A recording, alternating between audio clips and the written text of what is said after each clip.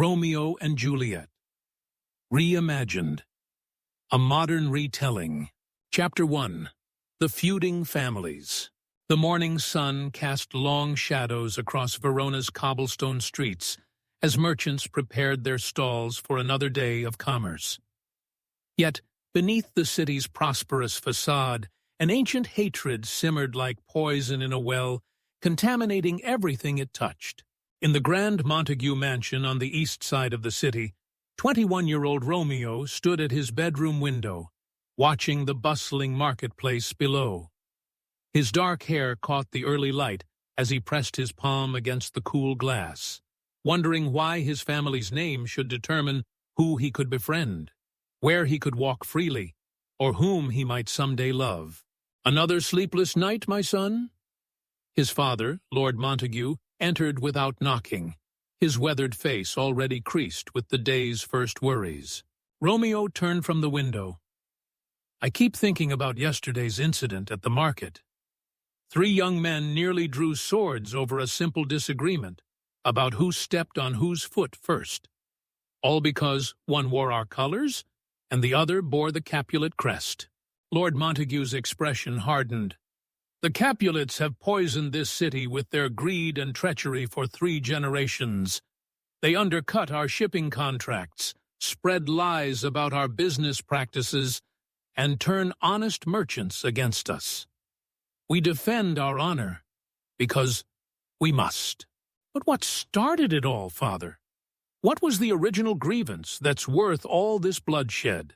The older man paused, his certainty flickering for just a moment. "Does it matter? The insults and injuries have piled so high that the foundation is buried beneath them. What matters is protecting our family's reputation and prosperity." Across the city, in the equally impressive Capulet estate, 18-year-old Juliet sat in her family's garden, sketching the climbing roses that adorned the stone walls. Her nurse, a kind woman who had raised her since childhood, approached with breakfast on a silver tray. "Your mother wishes to speak with you about the arrangements for tonight's celebration," the nurse said gently, setting down the tray beside Juliet's easel. Juliet's pencil stopped moving. "You mean the announcement of my engagement to Count Paris? A good match, child. He's wealthy, well-connected, and your parents believe he'll provide you with security and status. And what of love, nurse? What of choosing my own path?" Juliet's voice carried a note of desperation that made the older woman's heart ache. "Love is a luxury few can afford, especially those born to families like yours. The Montagues would see us ruined if they could, and we need strong alliances to protect ourselves." Juliet set down her pencil and looked up at the woman who had been more mother to her than her own. "Tell me honestly, nurse, do you remember what started this feud?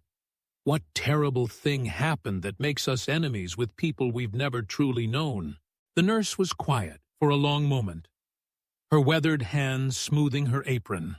"I've lived in this house for 30 years, child, and I've heard a dozen different stories. Some say it was a business deal gone wrong. Others claim it was an insult at a wedding. And still others insist it began with a woman both men desired. The truth is, I think the why matters less now than the how we might finally end it." As the morning progressed, both Romeo and Juliet went about their duties, unaware that destiny was already weaving their stories together. Romeo helped his father review shipping manifests, his mind elsewhere as he calculated profits that seemed meaningless in the face of such pointless hatred. Juliet submitted to dress fittings for her engagement party, feeling like a beautiful bird being prepared for a gilded cage. The city of Verona continued its daily rhythm, merchants calling out their wares, children playing in the squares, and lovers meeting in secret corners. But beneath it all, the ancient feud between the Montagues and Capulets cast a shadow over every interaction, every friendship, and every possibility for peace. Neither family could have imagined that their hatred, which had divided the city for so long, would soon become the very force that brought about its own destruction. not through violence, but through the transformative power of love that knows no boundaries. Chapter 2. The Mysterious Merchant.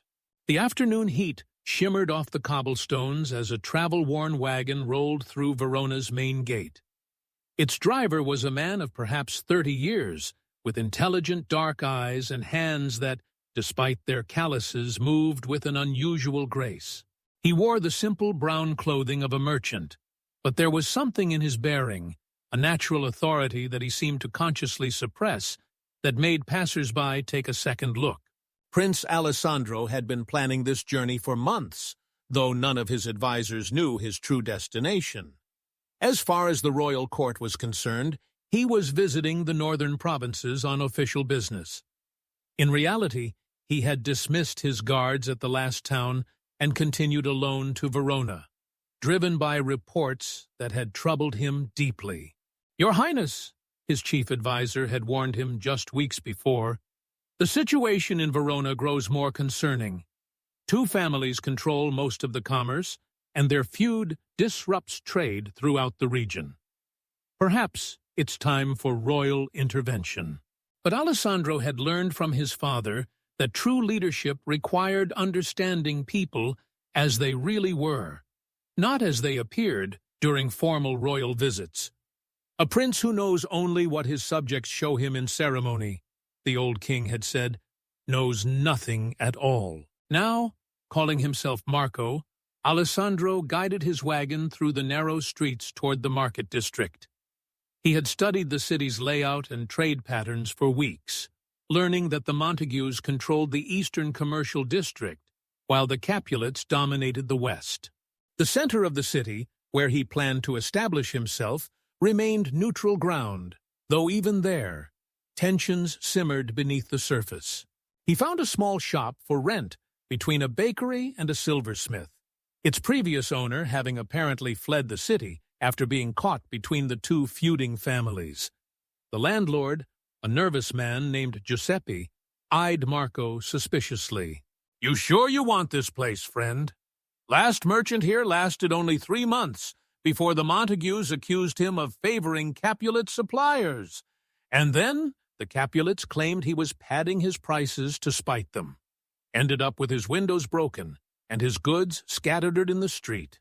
Marco Alessandro counted out the rent money with steady hands. "I'm just a simple merchant looking to sell quality silk and fabric. I have no interest in family politics." Giuseppe pocketed the coins quickly. "That's what they all say. But in Verona, staying neutral is like trying to stand in the middle of a river. Eventually, the current takes you one way or the other." As Marco spent the afternoon arranging his genuine silk samples and setting up his modest shop, he observed the careful choreography of hatred that governed daily life in Verona. Customers would enter his shop, then quickly leave if they spotted someone wearing the colors of the rival family browsing his wares. Merchants called out their prices differently depending on which district their customers came from. Even children seemed to know which streets belonged to whom. An elderly woman examining his blue silk shook her head sadly. "Beautiful work, young man, but I can't buy from you if you're planning to sell to those Capulet women. They'll just use your fine fabrics to show off at their parties, while honest Montague families go without." "And why should that concern you?" Marco asked gently. "Surely good fabric serves everyone equally well." The woman looked at him as if he'd suggested the sky was green. "You're not from here, are you?" "In Verona, everything concerns everyone. Every coin spent is a vote cast. Every friendship made is a side chosen. You'll learn." As evening approached, Marco closed his shop and walked through the city, noting how the very architecture seemed to reflect the division. Montague properties flew blue banners, while Capulet buildings displayed red ones. Guards wearing family colors stood at strategic corners, and he noticed how conversations died when members of opposing families passed too close to each other. At a small tavern on truly neutral ground, run by a family from outside the city, Marco ordered a simple meal and listened to the conversations around him. The feud, touched everything. Marriages were arranged based on political alliances, business deals fell through due to family prejudices, and young people spoke wistfully of friends they could no longer acknowledge in public. "What brings you to our troubled city, stranger?" asked the tavern keeper, an honest man named Paolo who had moved to Verona from the southern provinces. "Opportunity," Marco replied simply.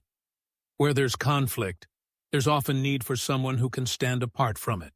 Paolo laughed, but not unkindly. "Many have tried to profit from neutrality here.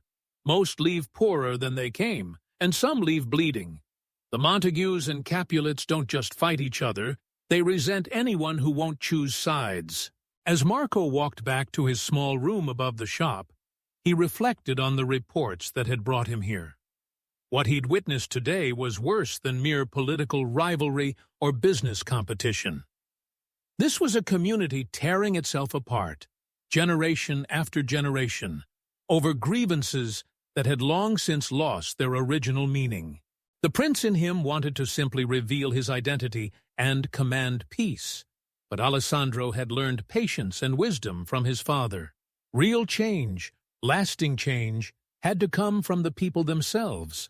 His role was to understand, to observe, and perhaps, if the opportunity arose, to help guide others toward solutions they might not see while caught up in ancient hatred. Tomorrow, he would continue his work as Marco, the silk merchant, watching and waiting for the right moment to make a difference in this divided city. Chapter 3. An Unexpected Friendship.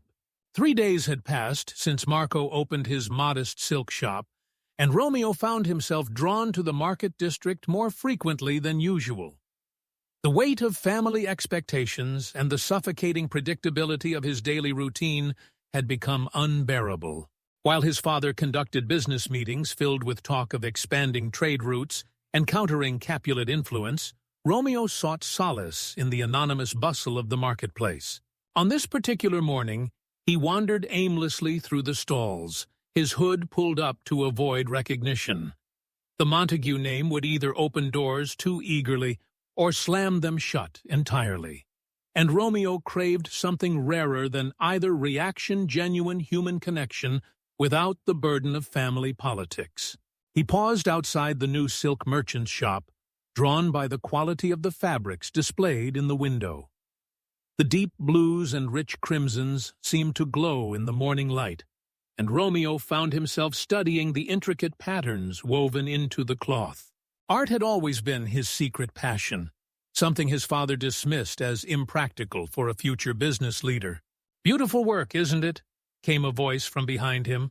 Romeo turned to find a man slightly older than himself, with kind eyes and hands stained with the honest work of handling fine fabrics. "Yes," Romeo replied, surprised by the genuine interest in the stranger's voice. "The craftsmanship is extraordinary.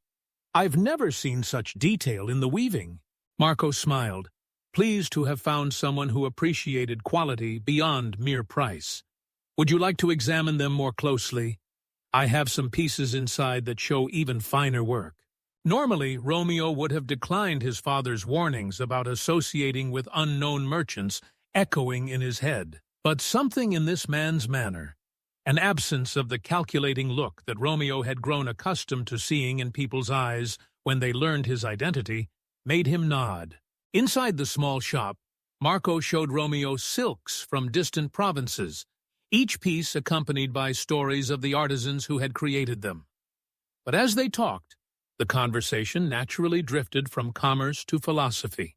"Tell me," Marco said, holding up a silk that seemed to shift from gold to green in the changing light, "what do you see in this fabric?" Romeo studied it carefully. "I see possibility. The way the colors change depending on how you view it. It's like people, isn't it? We're all different things depending on who's looking and from what angle." Marco's eyebrows rose slightly. This was not the response he'd expected from a random customer. "An interesting perspective? And do you think people can truly change? Or do we simply reveal different aspects of ourselves?" "I want to believe we can change," Romeo said, his voice carrying a weight that spoke of personal struggle. "I've been raised to believe certain things about certain people, to see the world in very specific ways. But lately, I find myself questioning whether those beliefs serve any real purpose beyond maintaining old grievances." The two men continued their conversation as Marco went about his morning tasks, and Romeo found himself helping without being asked, straightening bolts of fabric, organizing samples, and listening with genuine interest to stories of distant places and different ways of living. "You speak as someone who has known conflict," Marco observed carefully, studying Romeo's face for clues about his background. Romeo was quiet for a moment, then said, "I was born into it. Sometimes I think the hatred in my family runs so deep that it's become part of our blood, passed down like eye color, or the shape of our hands. But I don't want to spend my life fighting battles that began before I was born, over reasons no one can even properly explain anymore." "And yet you remain loyal to your family?" "Of course," Romeo replied quickly, then paused. "But loyalty shouldn't require blindness, should it? I can love my family while still wishing they would choose a different path." Marco nodded thoughtfully. "Wisdom often comes disguised as disloyalty to those who prefer familiar hatred to unfamiliar peace." Their conversation was interrupted by the arrival of another customer, and Romeo realized he had spent nearly 2 hours in the shop without noticing the time passing. As he prepared to leave, Marco extended his hand. "I'm Marco. I hope you'll return soon. It's rare to find someone who sees beyond the surface of things." "Romeo," he replied, clasping the merchant's hand. Then, surprising himself with his boldness, he added, "Would you like to join me for dinner tomorrow evening? There's a small tavern outside the main commercial district where the food is simple but good, and the company might be more interesting than what either of us is accustomed to." Marco smiled genuinely. "I would be honored." As Romeo walked home, he felt lighter than he had in months. For the first time in years, he had made a friend based purely on mutual respect and shared thoughts, rather than family connections or business advantages. He didn't know Marco's last name, his family background, or his political affiliations, and for once, those things didn't seem to matter. Meanwhile, Marco watched Romeo's retreating figure with growing interest. The young man's wisdom and internal conflict suggested he came from one of Verona's prominent families, possibly even one of the feuding houses. If so, Romeo represented exactly the kind of thoughtful voice that might eventually help heal the city's divisions. Marco found himself looking forward to learning more about his new friend, sensing that their meeting might be more significant than either of them yet realized. The afternoon sun streamed through the shop's windows as Marco returned to his work, but his thoughts remained with the conversation. In his disguise as a simple merchant, he was discovering truths about his future subjects that no royal court could have taught him. And perhaps, in Romeo, he had found someone who might help him understand how to bridge the seemingly impossible gap between Verona's warring factions. Chapter 4. The Capulet Celebration. The Capulet mansion blazed with light as carriages lined the circular drive, depositing Verona's most influential families at the grand entrance. Tonight's celebration was meant to announce Juliet's engagement to Count Paris, but Lady Capulet had spared no expense in turning it into a display of the family's wealth and power. Silk banners in Capulet red draped the walls, and musicians filled the great hall with elegant melodies that drifted through open windows into the warm evening air. Juliet stood before her mirror as her nurse made final adjustments to her emerald green gown, a color chosen specifically because it was neither Montague blue nor Capulet red, though no one seemed to notice this small act of rebellion except Juliet herself. "You look beautiful, child," the nurse said softly, stepping back to admire her work. "Count Paris will be struck speechless." "That would be a blessing," Juliet murmured, then caught the nurse's reproachful look in the mirror. "Forgive me. I know this is an honor, and I should be grateful." Your parents want what's best for you. In a world where families like ours must constantly defend ourselves, security matters more than romantic dreams. Juliet turned from the mirror. But what if there were another way? What if families didn't have to be enemies forever? Before the nurse could answer, Lady Capulet swept into the room, resplendent in burgundy silk. "Juliet, our guests are arriving. Count Paris is particularly eager to see you, and your father wants to present you to the other families before the formal announcement." As they descended the grand staircase, Juliet surveyed the crowd below. She recognized most faces, fellow merchants, minor nobles, and various families aligned with the Capulets. But what struck her most was how carefully segregated everything was. No Montague colors were visible anywhere. No faces that might belong to the rival family. Even at a celebration, the feud dictated who could share the same room. Across the city, Romeo sat in his chambers, staring at an invitation that had arrived that afternoon through intermediaries. His friend Mercutio, ever the provocateur, lounged in a nearby chair, grinning mischievously. "Think of it as an anthropological expedition," Mercutio argued. "When will you ever again have the chance to see how the other half lives? Besides, they'll never recognize you. Half these people have never seen a Montague up close." "And if they do recognize me?" Romeo asked. "Then we run very fast," Mercutio replied cheerfully. "But seriously, Romeo, you've been talking about seeing beyond family boundaries. Here's your chance to prove you mean it." Romeo thought of his conversation with Marco the day before. The merchant's words about loyalty not requiring blindness echoed in his mind. Perhaps attending this celebration was exactly the kind of step beyond familiar hatred that they had discussed. An hour later, Romeo and Mercutio arrived at the Capulet mansion wearing simple masks, a fashionable touch that would help conceal their identities. They entered through the garden, mixing easily with the crowd of guests who spilled out from the overcrowded ballroom. Romeo had expected to feel uncomfortable or out of place, but instead found himself fascinated by the similarities between this gathering and his own family's parties. The same mixture of genuine laughter and political maneuvering, the same careful conversations that danced around important topics, the same display of wealth meant to intimidate competitors. It was while observing these familiar patterns in an unfamiliar setting that Romeo first saw Juliet. She stood near the fountain in the center of the garden, speaking with a group of older women who were clearly evaluating her as a future bride. But even in that formal setting, something in her posture suggested a spirit that couldn't be entirely contained by social expectations. When she laughed, it was genuine rather than practiced, and when she listened, she gave her full attention, rather than merely waiting for her turn to speak.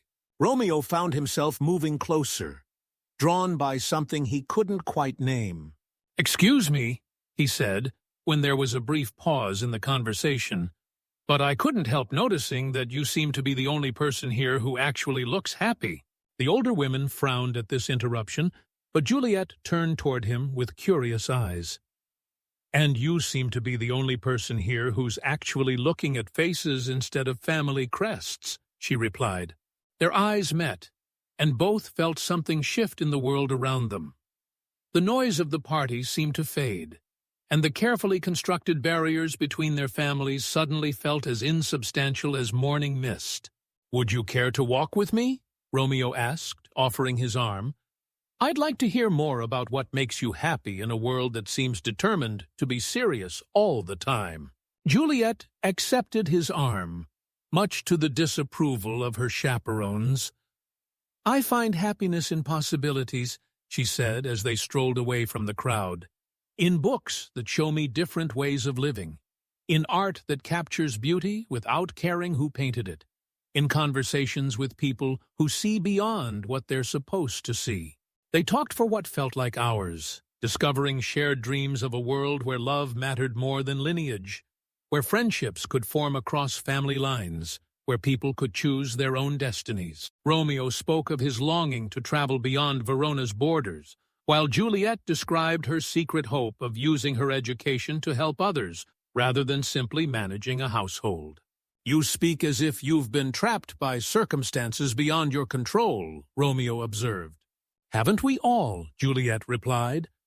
"Don't you ever feel like you're living someone else's life, following a script written by people who died before you were born?" The question hit Romeo with unexpected force. "Every day," he admitted. "But tonight, talking with you, I feel like I'm finally speaking in my own voice." It was then that Mercutio appeared, slightly out of breath and looking worried. "Romeo, we need to leave. Someone recognized the Montague ring you're wearing, and they're starting to ask questions." Juliet's face went pale as the implications sank in. "Romeo? Montague?" He nodded slowly, seeing his own shock reflected in her eyes. "And you're a Capulet." For a moment, they simply stared at each other, processing the cruel irony. Then Juliet spoke with quiet determination. "Does that change what we've shared tonight?" Romeo considered the question seriously. "It changes everything about how difficult this will be," he said finally, "but it changes nothing about how I feel." As Romeo and Mercutio made their hurried exit, both Romeo and Juliet knew their worlds had been transformed. They had found in each other not just attraction, but recognition, two souls who had been searching for the same kind of authentic connection in a world that seemed to value everything except genuine human understanding. The celebration continued around Juliet as she returned to her duties as hostess, but her mind remained with the young man who had seen her as herself rather than as a commodity in her family's political plans. And as Romeo walked home through Verona's quiet streets, he realized that for the first time in his life, he understood what poets meant when they wrote about love that could change everything. Chapter 5. Secret Romance Blooms. The days following the Capulet celebration passed like a fever dream for both Romeo and Juliet. Neither could focus on their daily responsibilities, their minds constantly returning to those precious moments of connection in the garden. Romeo found himself distracted during business meetings, while Juliet sat through wedding planning sessions with Count Paris, as if watching someone else's life unfold. It was Juliet who made the first move, sending a carefully worded message through her nurse to the neutral market district, hoping it might somehow reach Romeo. The note was simple. "The roses in the public garden bloom most beautifully at dawn. A friend who shares your love of possibilities." Romeo discovered the message when he visited Marco's shop the next morning. His friend having agreed to serve as an intermediary after Romeo confided about meeting someone special at the party, though he hadn't yet revealed her identity. "You look like a man who hasn't slept," Marco observed, noting the dark circles under Romeo's eyes and his restless energy. "I can't stop thinking about her," Romeo admitted. "We spoke for barely an hour, but it felt like I'd been waiting my whole life for that conversation. She sees the world the way I do, Marco. She questions the same things, dreams of the same changes." Marco studied his young friend carefully. "And her family?" Romeo hesitated. That's complicated." "Ah." Marco nodded knowingly. "Let me guess. Either she's promised to another, or she belongs to a family that yours considers problematic." "Both," Romeo said quietly. "But Marco, what if love could be stronger than hate? What if two people caring for each other could begin to heal wounds that have festered for generations?" Marco was struck by the sincerity in Romeo's voice. As a prince, he had seen many political marriages and strategic alliances, but rarely such genuine emotional connection. "Love has changed the course of kingdoms before," he said thoughtfully, "but it requires great courage from both people involved." When Romeo found Juliet waiting by the rose garden, as the sun painted the sky in soft pastels, both felt the same mixture of excitement and terror.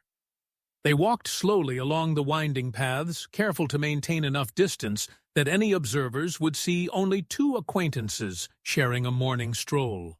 "I wasn't certain you would come," Juliet said softly. "I wasn't certain I should," Romeo replied honestly. But I couldn't stay away. These past 3 days, I've felt like I was sleepwalking through my own life. I know exactly what you mean. Yesterday, my mother spent 2 hours describing wedding preparations, and I heard perhaps 1 word in 10. My mind was entirely elsewhere. They found a secluded bench beneath an ancient oak tree, far enough from the main paths to speak freely.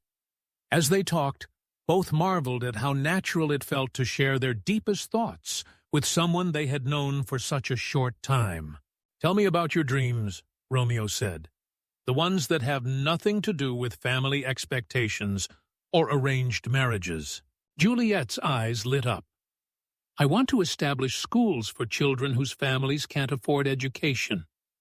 I've been studying mathematics and literature in secret, learning from books my father thinks are too advanced for women. I believe knowledge should be available to everyone, regardless of their birth circumstances." "That's beautiful," Romeo said, genuinely moved. "I've dreamed of traveling to distant countries, not as a merchant seeking profit, but as someone trying to understand how different societies solve problems we think are impossible here in Verona." "Perhaps we could do both," Juliet said boldly, then blushed at her own forwardness. "I mean, if circumstances were different." "Circumstances can change," Romeo said quietly. "People can choose to change them." Their meetings became a carefully choreographed dance of secrecy. Juliet's nurse, who had watched her charge grow increasingly melancholy since the engagement announcement, agreed to help facilitate the clandestine encounters. She had seen enough arranged marriages to know the difference between duty and happiness, and she recognized something in Juliet's eyes that hadn't been there before hope. Meanwhile, Mercutio served as Romeo's confidant and lookout, though he worried about his friend's growing attachment to someone from an enemy family. "You're playing with fire, Romeo," he warned during one of their conversations.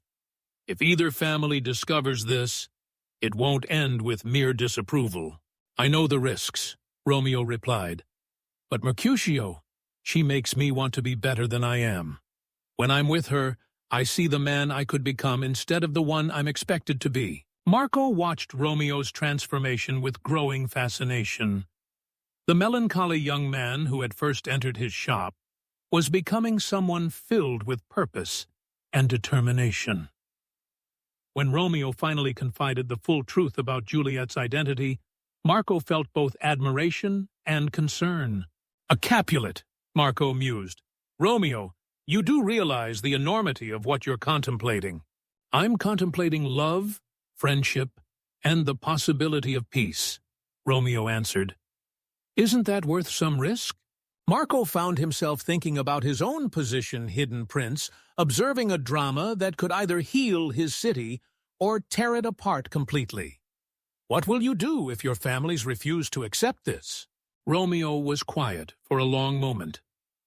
"I don't know," he admitted finally. "But I can't imagine a life without her now. She's shown me what it means to be truly understood by another person." As weeks passed, Romeo and Juliet's secret meetings deepened their connection beyond mere attraction into genuine partnership. They discussed books, shared dreams of social reform, and began to see themselves not just as star-crossed lovers, but as potential agents of change in a divided city. "We could be proof that love is stronger than inherited hatred," Juliet said during one of their dawn walks. "If we can care for each other despite everything we've been taught, perhaps others can learn to do the same." Romeo took her hand, marveling at how perfectly it fit in his. "Then we have to find a way to make this work, not just for us, but for everyone who's tired of living in fear and suspicion." Neither knew that Marco, observing from a distance during one of their meetings, was beginning to formulate plans of his own. As prince, he had the power to intervene in family feuds, but he was learning that sometimes the most effective change came from the people themselves. In Romeo and Juliet, he saw the possibility of transformation that went far beyond royal decree. The question was whether love and hope could survive the storms that were surely coming. and whether two young hearts could bear the weight of healing an entire city's wounds. Chapter 6. The Secret Wedding. The pressure from both families had become unbearable. Count Paris grew more insistent about setting a wedding date, while Lord Capulet spoke openly of the political advantages their alliance would bring. Meanwhile, Lord Montague had begun discussing potential brides for Romeo, emphasizing the need to strengthen their family's position against Capulet influence. The walls were closing in from all sides. It was during one of their dawn meetings that Romeo and Juliet made the decision that would change everything. "My father says the engagement celebration was so successful that we should move forward with the wedding within a month," Juliet said, her voice tight with desperation. Count Paris agrees, claiming that a long engagement serves no purpose when the match is so obviously beneficial. Romeo felt his heart sink. "And my father has invited the daughter of a merchant family from Florence to visit next week. He speaks of her as if our marriage is already arranged." They sat in silence for several minutes, watching the sun rise over Verona's ancient walls.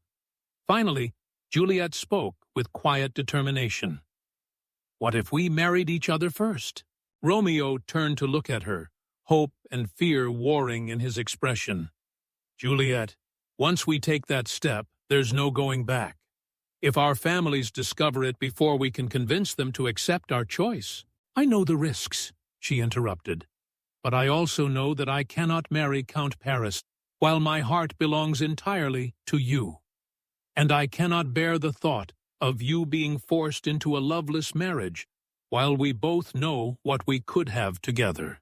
"It would have to be done in complete secrecy," Romeo said slowly, his mind racing through the implications. "We would need someone willing to perform the ceremony despite the family opposition, and we would need witnesses we trust absolutely." Juliet nodded. "I've been thinking about Friar Lawrence. He's known both our families for years, and he's spoken often about the need for reconciliation in Verona. If anyone would see the potential for our union to heal old wounds, it would be him." Friar Lawrence was indeed a progressive priest who had long lamented the feud's impact on his community.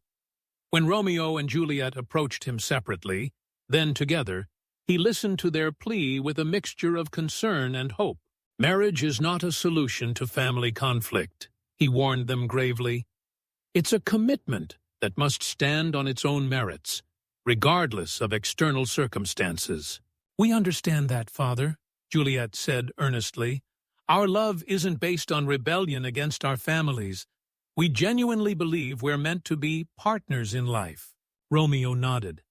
"We've spent weeks discussing not just our feelings, but our shared values, our dreams for the future, our commitment to building something meaningful together. This isn't youthful infatuation. It's a conscious choice between two people who understand each other completely." The priest studied their faces carefully. He had married many couples over the years, and he recognized the difference between desperate passion and genuine partnership. "If I agree to this," he said finally, "it must be with the understanding that you will work to reconcile your families to this union. A secret marriage that remains secret forever serves no one well." "We want nothing more than to bring our families together," Juliet assured him. "We hope that our love can be proof that the hatred between the Montagues and Capulets doesn't have to continue forever." The ceremony took place at dawn in a small chapel outside the city, with only the nurse and Mercutio as witnesses. Both had initially resisted the plan, but their love for Romeo and Juliet ultimately overcame their concerns. "If you're determined to do this thing," the nurse had said to Juliet, "then you'll have my support, no matter what comes after." Mercutio had been more direct. "You're both completely mad, but I've never seen Romeo happier than he's been these past weeks. If this is what gives your life meaning, then I'll stand by you." Friar Lawrence kept the ceremony simple but heartfelt. As Romeo and Juliet exchanged vows, they had written themselves, promising not just love and fidelity, but partnership in working toward a more peaceful world. Even the priest found himself moved by their sincerity. "By the power vested in me by God and the Church," Friar Lawrence said solemnly, "I pronounce you husband and wife. May your union be a blessing not just to yourselves, but to all whose lives you touch." As they kissed to seal their marriage, both Romeo and Juliet felt a profound sense of rightness, as if they had finally stepped onto the path they were meant to walk together. The fears and uncertainties remained, but they were now facing them as partners rather than isolated individuals. Later that morning, as they parted to return to their respective families, they carried with them not just the joy of their union, but the weight of their shared responsibility. They had chosen to believe that love could triumph over hatred, but now they had to prove it. "We'll find a way to tell them," Romeo said, holding Juliet's hands as they prepared to say goodbye. "When the time is right, we'll show both families that their children's happiness matters more than ancient grudges. And until then, we have each other," Juliet replied. "Whatever happens, we're no longer alone in facing it." That afternoon, Romeo visited Marco's shop, unable to contain his joy despite the need for secrecy. While he couldn't reveal the full truth yet, his happiness was unmistakable. "You look like a man who has found his purpose," Marco observed, noting the change in his young friend's demeanor. "I feel like I've finally started living my real life instead of just preparing for it," Romeo replied. "Marco, do you believe it's possible for individuals to change the course of history through personal choices?" Marco smiled, thinking of his own hidden identity and the potential impact of his disguised observations. "I believe that every significant change in the world begins with someone choosing to act according to their convictions, rather than their fears." "Then perhaps there's hope for Verona after all," Romeo said, his voice filled with new determination. As evening fell, both Romeo and Juliet carried their secret joy back to their family homes, knowing that the hardest part still lay ahead. They were now husband and wife, bound together by love and shared purpose, but they still had to find a way to transform their private happiness into public reconciliation. The question that haunted both of them was whether their family's capacity for love could overcome generations of cultivated hatred. Chapter 7. Rising Tensions and Tragedy Averted. The heat of the summer day seemed to intensify the simmering tensions that always lay just beneath Verona's surface. 3 days had passed since Romeo and Juliet's secret wedding, and both were struggling to maintain normal facades while their hearts carried such momentous secrets. The strain was beginning to show, particularly for Romeo, who found it increasingly difficult to participate in his family's anti-Capulet rhetoric. That afternoon, as Romeo walked through the market square hoping to catch a glimpse of his new wife, he encountered a scene that made his blood run cold. Tybalt Capulet, Juliet's fiery cousin, stood face to face with Mercutio near the fountain, their voices raised in anger that was drawing a growing crowd.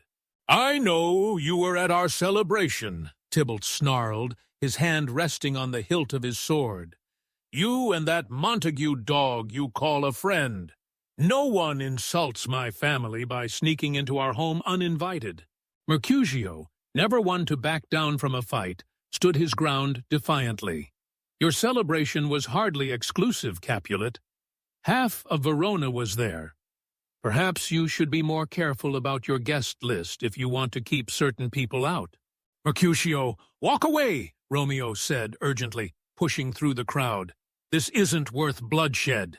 Tybalt's eyes blazed as he turned to Romeo. "The coward arrives. Do you hide behind your friend's words, Montague?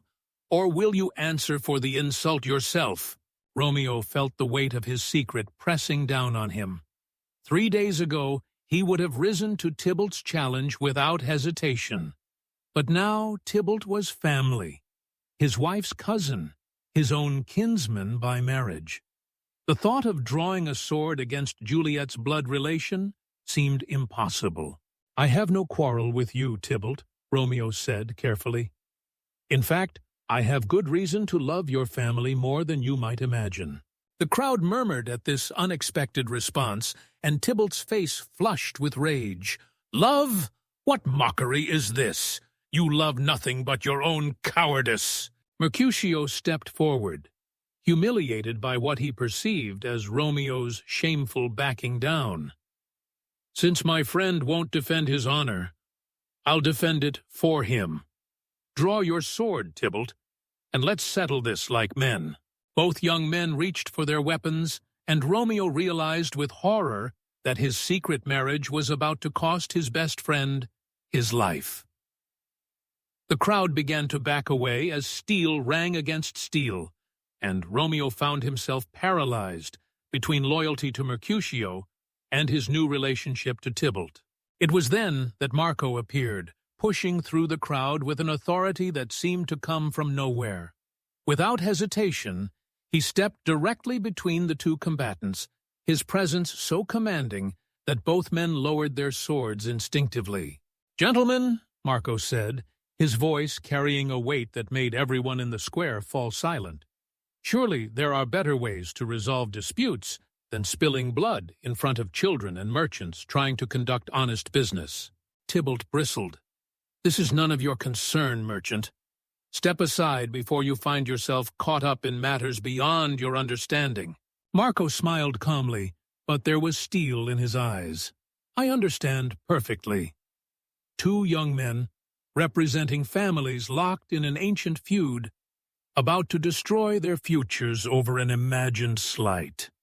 "Tell me, Tybalt Capulet, what exactly did young Montague do to deserve death?" "He dishonored my family by attending our celebration uninvited," Tybalt replied, though his certainty seemed to waver under Marco's steady gaze.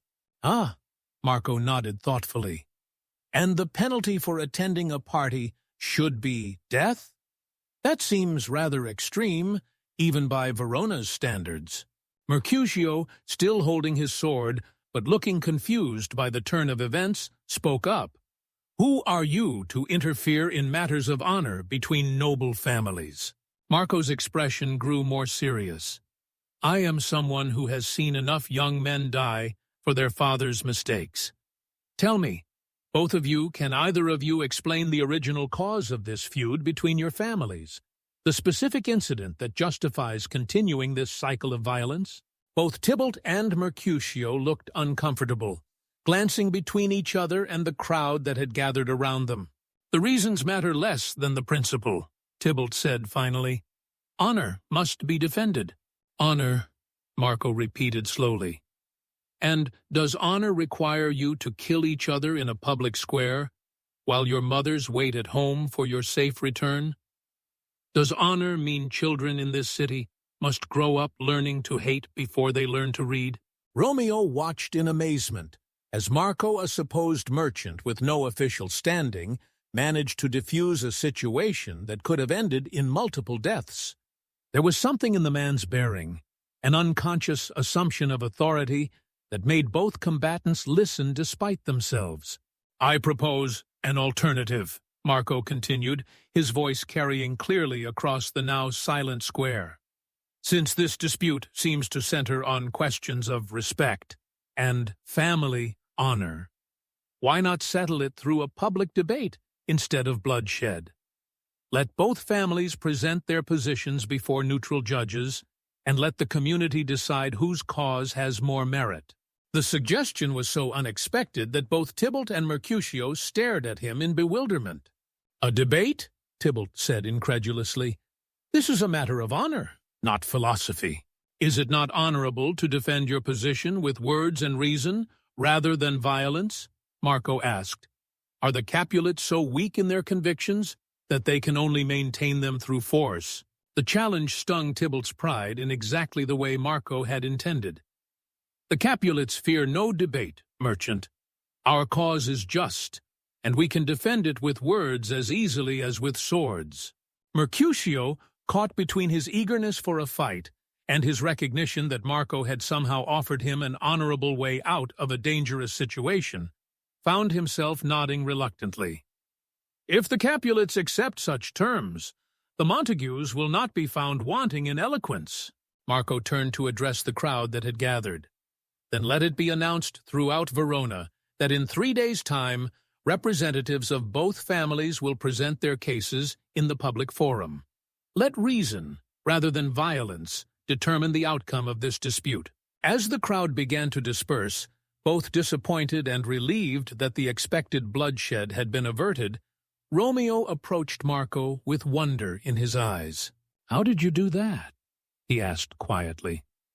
"You turned 2 men ready to die into debaters planning speeches." Marco smiled, but Romeo noticed something different in his expression, a momentary lapse in the humble merchant persona that revealed depths of experience with command and diplomacy. "Sometimes," Marco said carefully, "people are looking for an honorable way out of situations they don't truly want to be in. The trick is recognizing when that's the case and offering them an alternative that preserves their dignity." As they walked away from the square together, Romeo found himself studying his friend with new eyes. There had been something almost regal in Marco's bearing during the confrontation, an assumption of authority that went far beyond what a traveling merchant should possess. But before he could pursue these thoughts further, his mind returned to the more immediate problem. Tybalt was Juliet's cousin, and the public debate Marco had arranged would force both families to articulate their grievances in detail. Romeo realized that this development, while preventing immediate bloodshed, might make it even more difficult for him and Juliet to reveal their marriage. The path toward reconciliation had just become significantly more complicated. Chapter 8. Juliet's Desperate Plan. The news of the near duel between Tybalt and the Montagues reached the Capulet household within hours, transforming what should have been a peaceful evening into a council of war. Lord Capulet paced his study like a caged lion, while Lady Capulet sat rigid with fury at the perceived insult to their family's honor.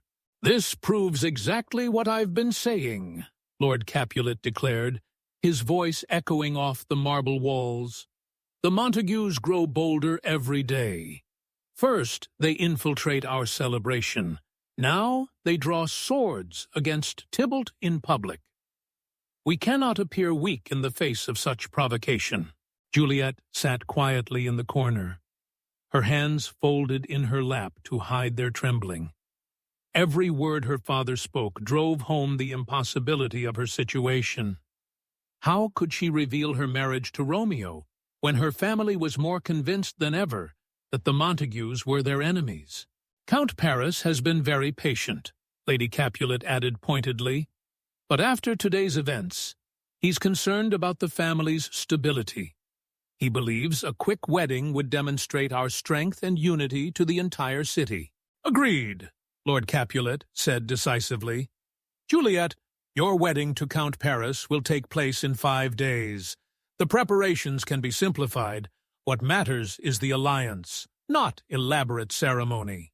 Juliet felt the walls of her world closing in. "Father, surely such haste is unnecessary. 5 days is barely enough time for proper arrangements, and—" "The arrangements are my concern, not yours," her father interrupted. "Your concern is to be a dutiful daughter and make a marriage that benefits this family. Count Paris is a good man who will provide you with security and protection, especially in these uncertain times." That night, Juliet lay awake staring at the ceiling, her mind racing through impossible scenarios. She was already married, which made the proposed union with Count Paris not just unwanted, but illegal in the eyes of God and the Church. Yet she couldn't reveal her marriage to Romeo without endangering both their lives and potentially making the feud even worse. The next morning, desperate for guidance, she made her way to Friar Lawrence's modest quarters near the cathedral. The priest had been expecting her. The strain in her face during their clandestine wedding ceremony had warned him that difficult times lay ahead.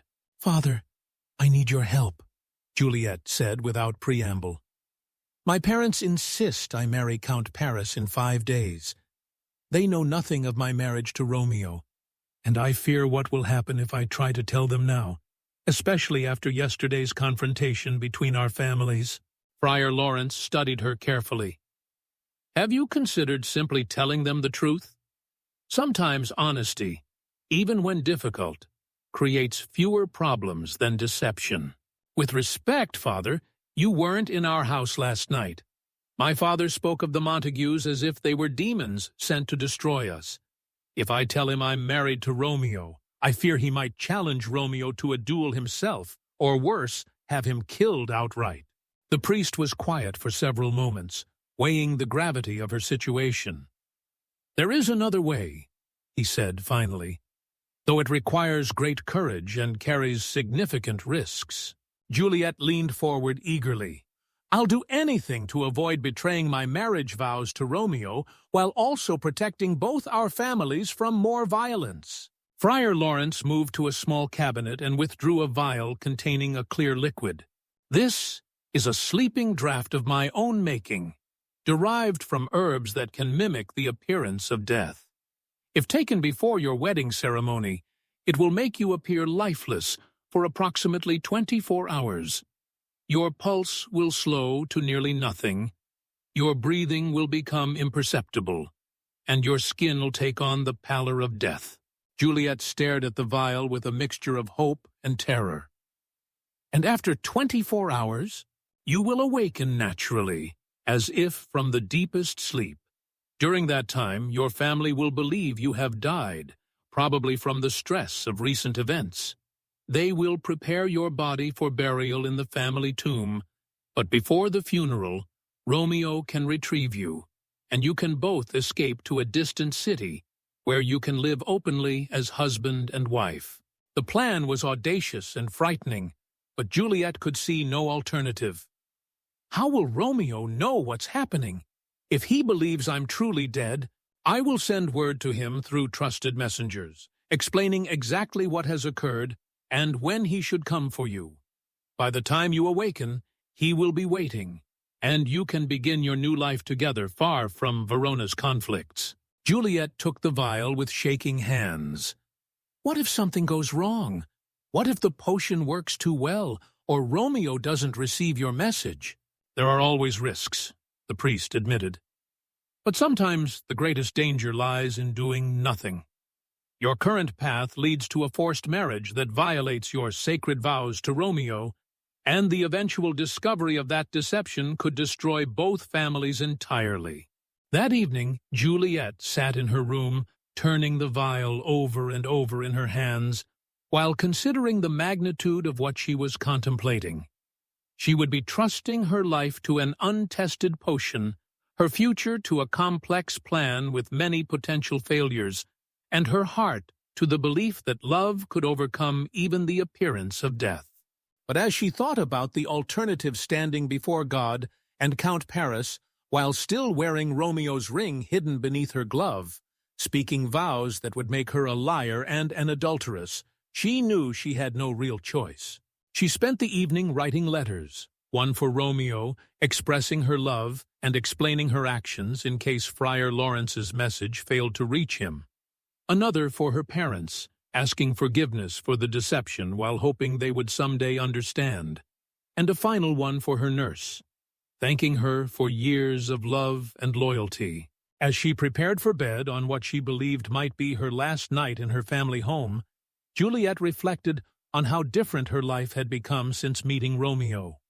3 weeks ago, she had been a dutiful daughter resigned to an arranged marriage. Now she was a woman willing to risk everything for love and the possibility of a life lived on her own terms.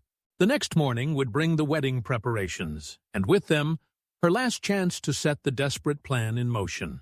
As she finally fell into an uneasy sleep, the vial hidden beneath her pillow, Juliet whispered a prayer that love would prove stronger than fear, and that she and Romeo would emerge from this trial together, free to build the life they had dreamed of during their stolen moments in the garden.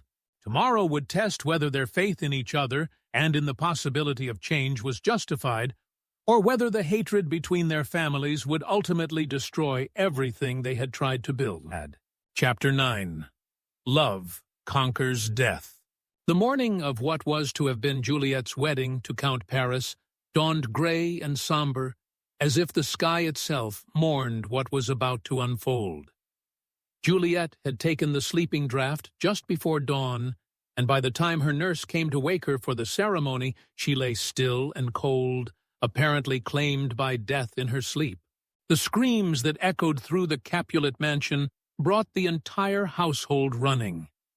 Lady Capulet collapsed beside her daughter's bed, while Lord Capulet stood frozen in disbelief. Count Paris, arriving early for the wedding, found himself a mourner instead of a bridegroom. "She was fine yesterday evening," the nurse sobbed, cradling Juliet's lifeless hand. "She spoke of being nervous about the wedding, but she seemed healthy. How could this happen so suddenly?" The family physician, summoned hastily, could find no obvious cause of death. "Sometimes," he said gravely, "young people succumb to ailments of the heart. The stress of recent events, the pressure of marriage, these things can overwhelm a delicate constitution."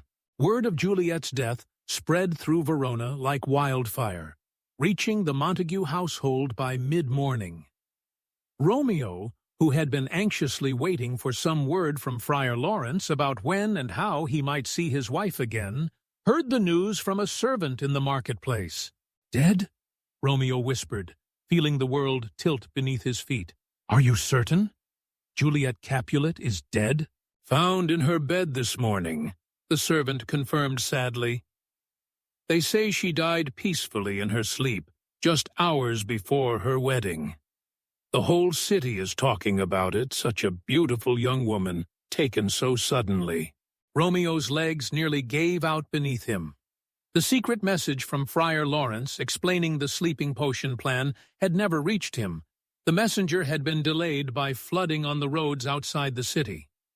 All Romeo knew was that his beloved wife, his partner in dreams of peace and reconciliation, was gone forever. He stumbled through the streets in a daze, his mind refusing to accept what he had heard. But when he reached the Capulet estate and saw the black banners hanging from the windows, the mourning garb of the servants, and the steady stream of visitors offering condolences, the terrible reality crashed over him. That night, as the city prepared for Juliet's funeral, Romeo made his way to an apothecary on the outskirts of town, a desperate man seeking the means to join his wife in death, rather than face a world without her. "Poison?" the old apothecary asked nervously. "Sir, I cannot sell such things. It's against the law and against my conscience." Romeo placed a heavy purse on the counter. "My life is already over. I'm asking only for the means to end what has already been destroyed." The apothecary, moved by Romeo's obvious anguish and tempted by the gold, reluctantly produced a small vial. "This will work quickly," he said quietly. "One swallow, and your suffering will end within moments." As midnight approached, Romeo made his way to the Capulet family tomb, a grand marble structure where generations of the family lay in eternal rest. Juliet's body had been placed there just hours before, dressed in her wedding gown and surrounded by flowers from mourners throughout the city. The tomb was guarded, but Romeo's grief gave him strength and cunning. He slipped past the watchman and descended into the burial chamber, carrying only a torch and the vial of poison. When he saw Juliet lying on the stone bier, she looked so peaceful that for a moment he could almost believe she was merely sleeping. Her color was pale, but not yet the gray of true death, and her lips still held a trace of their natural rose. "My beloved," Romeo whispered, kneeling beside her still form. "Forgive me for not protecting you from whatever sorrow drove you to this end. I should have found a way for us to be together openly, should have been braver in facing our family's hatred." He took her cold hand in his, marveling at how perfectly it still fit in his palm. "They say death is the end of all dreams, but I cannot imagine any afterlife that would be paradise without you in it. So I choose to follow where you have gone, trusting that love continues beyond this world." Romeo raised the vial to his lips, speaking his final words to the woman who had shown him what it meant to truly live. Here's to our love, Juliet, and to the hope that we'll find in death the peace that was denied to us in life. But just as the vial touched his lips, just as he prepared to drain the deadly contents, Juliet's eyes fluttered open. The 24 hours had passed, and the sleeping draught was releasing its hold on her consciousness. "Romeo," she whispered, her voice hoarse from the long sleep. "What are you doing here? Why do you look so—" Her eyes focused on the vial in his hand, and understanding crashed over her like a cold wave. "No!" she cried, sitting up with strength born of desperation. "Romeo, no! I'm not dead. It was a potion, a sleeping draught, to help us escape." Romeo stared at her in shock, the vial trembling in his hand. "Juliet? You're alive? But how everyone said you were dead. I saw you lying here so still, so cold. Friar Lawrence gave me a potion to make me appear dead so I could avoid marrying Count Paris," she explained rapidly, reaching for his hands. "I've been asleep for a full day, waiting for you to come and take me away. Didn't you receive his message?" "No message came," Romeo said, his voice breaking with relief and residual fear. "I thought I had lost you forever. I came here to join you in death because I couldn't bear the thought of living without you." Juliet gently took the vial from his shaking hands and set it aside. "But we're both here now, both alive, both free. My family believes I'm dead, which means we can leave Verona together and start our new life." As they held each other in the flickering torchlight, both Romeo and Juliet marveled at how close they had come to tragedy. Their love had literally conquered death, not through magic or divine intervention, but through the simple fact that Juliet had awakened just in time to save the man she loved from despair. "We can't stay here," Juliet said practically, even as she savored the feeling of Romeo's arms around her. "When they discover the tomb is empty, they'll search everywhere. We need to leave the city immediately." Romeo nodded, but then paused. "Juliet, what if there were another way? What if, instead of running away, we could use this miracle to show our families that love is stronger than hatred? You've literally returned from the dead, surely that must mean something." Juliet considered this, her mind racing with possibilities. "You mean reveal ourselves and use the shock of my resurrection to force them to listen?" "With help," Romeo said, thinking of Marco and his remarkable ability to bring reason to heated situations. "I have a friend who might be able to help us approach this in the right way. Someone who understands how to turn crisis into opportunity." As they prepared to leave the tomb together, both alive and united against all odds, Romeo and Juliet realized they had been given something precious, not just a second chance at life, but an opportunity to transform their private miracle into public healing for their divided city. Chapter 10. Royal Resolution and Happy Ending. The gray light of dawn was breaking over Verona as Romeo and Juliet made their way carefully through the empty streets to Marco's shop. They had spent the remaining hours of the night in the small chapel where they had been married, seeking sanctuary with Friar Lawrence and planning their next move. The priest, overwhelmed with relief that his sleeping potion had not led to tragedy, had blessed their decision to seek reconciliation rather than exile. "Are you certain your friend can help us?" Juliet asked as they approached the modest storefront. "What we're asking is enormous, to convince two families to abandon generations of hatred." "If anyone can do it, Marco can," Romeo replied, though his own heart was pounding with uncertainty. "There's something about him, Juliet. He has a way of making people see beyond their immediate anger to larger possibilities. When he prevented the duel between Tybalt and Mercutio, he didn't just stop a fight, he made everyone think differently about what honor really means." They found Marco already awake, preparing his shop for another day of commerce. When he saw Romeo's face, still bearing traces of the previous night's anguish, and the young woman beside him, whom he didn't recognize, Marco immediately set aside his work. Romeo, my friend, you look as though you've seen death itself. What has happened? Romeo took a deep breath and made the choice that would change everything. Marco, I need to tell you the truth about everything. This is Juliet Capulet, and she is my wife. We were married secretly 5 days ago by Friar Lawrence, and last night we nearly lost each other forever to a plan gone wrong and a message that never arrived.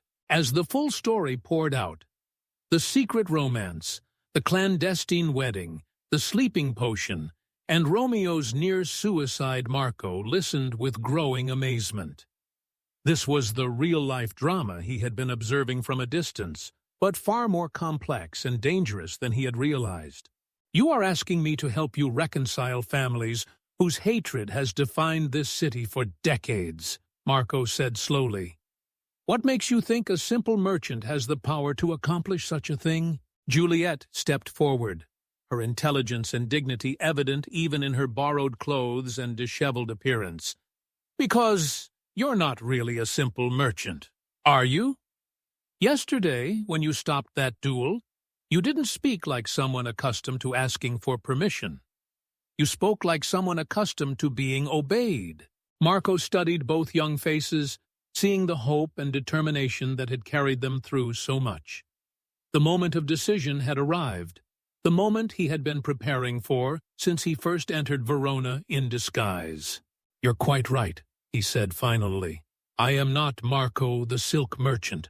I am Prince Alessandro, heir to the throne of this realm, and I have been living among you these past weeks to understand the true nature of the conflict that has poisoned one of my most important cities. Romeo and Juliet stared at him in shock, but before either could speak, Marco Alessandro continued with renewed authority.